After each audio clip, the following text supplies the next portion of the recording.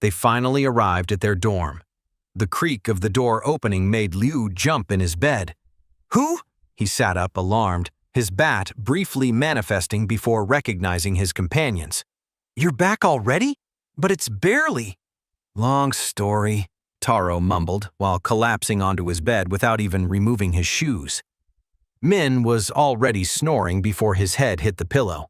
His water snake coiled lazily around his neck, also exhausted. Did something happen? Liu watched with concern as Ren carefully stored several sealed containers under his bed. "We'll tell you tomorrow." Ren barely managed to remove his boots before sinking into his mattress. The mushrooms in his hair barely pulsed, as if they too needed rest.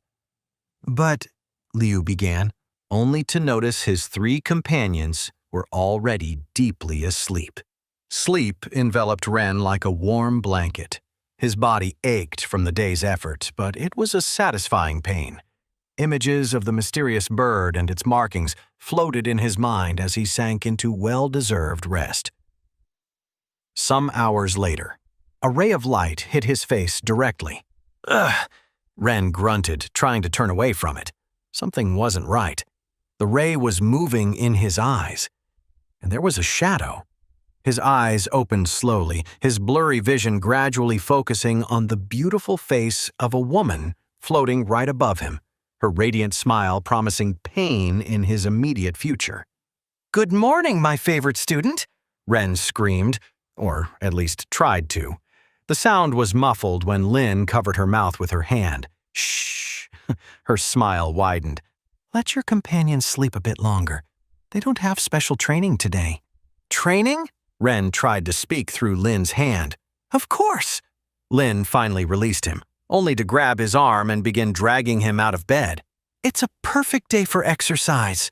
"But," Ren stumbled while being dragged toward the door, "we were supposed to return the day after tomorrow. Today and tomorrow should be free days." "Oh dear." Lynn dragged him through the hallway like a rag doll. "Did you really think coming back early meant more rest? How adorable." "But I'm tired." Ren tried to resist, but Lynn's strength far surpassed his. "We had a very intense expedition yesterday." "More reason to train." Lynn didn't even slow down. "We must maintain momentum. Besides," she briefly stopped, her smile turning mischievous. "A little bird told me that a certain student had an interesting role in last night's events." Ren paled. "How did you—" "Oh, we'll have plenty of time to chat." Lynn resumed her relentless march toward the training field. "Between exercise and exercise." The mushrooms in Ren's hair pulsed weakly, as if they too wanted to protest, but they knew Lynn well enough to know it was futile. The sun was barely peeking over the horizon, promising a long, very long day ahead. Ren collapsed onto his bed, every muscle in his body protesting from the brutal training. Through the window, he could see his companions enjoying their free day in the gardens. "At least I can organize everything now," he mumbled while crawling toward his containers, the mushrooms in his hair pulsing weakly from exhaustion. He took out his treasures one by one, carefully aligning them on his bed. Knowledge flowed naturally while he evaluated each piece. First, the cores.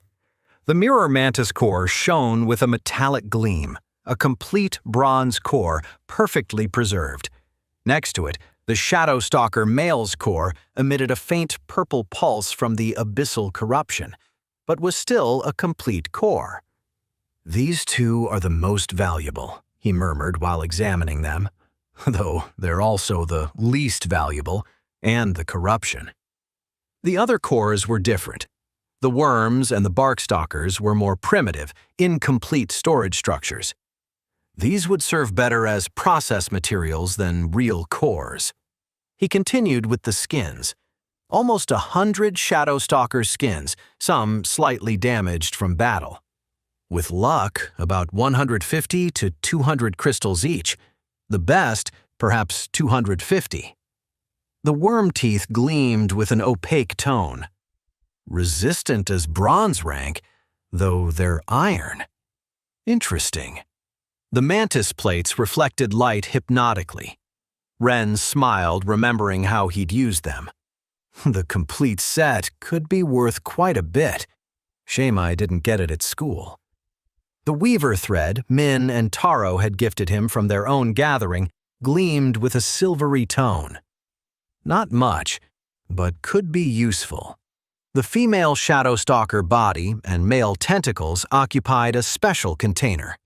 These are harder to value, but I have an idea for their use.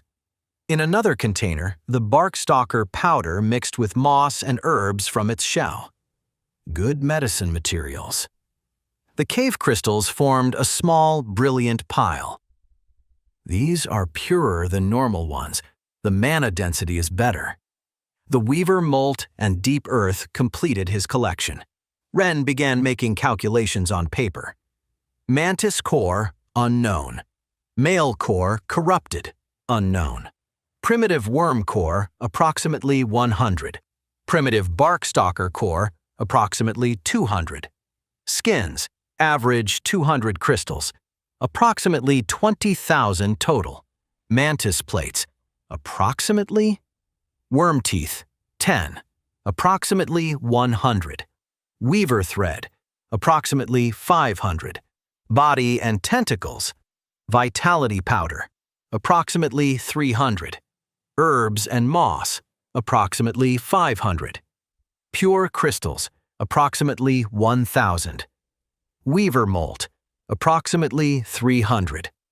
Deep earth, approximately 500. Pure crystals, approximately 500. Crystals, approximately 5,000. Total, approximately 30,000.